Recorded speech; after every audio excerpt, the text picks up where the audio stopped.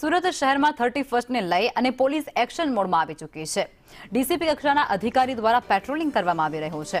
ACP, DCP, PI સહિત અધિકારીઓ દ્વારા પેટ્રોલિંગ કરાઈ રહ્યું છે।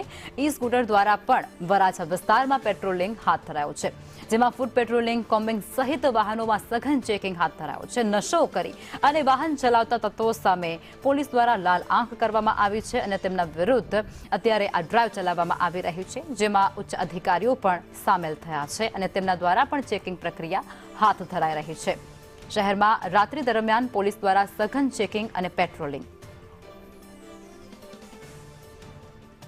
आज रोज वराछा पुलिस स्टेशन के विस्तार में 31 की रात को ध्यान में रखते हुए फुट पेट्रोलिंग और कॉम्बिंग का आयोजन किया जा रहा है। इन सारे होटल्स, ढाबास और साथ जितने भी गाड़ी गिल्ला है, पान शॉप से सबको चेक कर रहे हैं और ये मैसेज हम देना चाहते हैं कि अगर आपको 31 की रात को जेल नहीं दिलाना है तो कोई भी गैर कानूनी या असामाजिक काम आप ना करें, ताकि आपको हैरानी और परेशानी हो।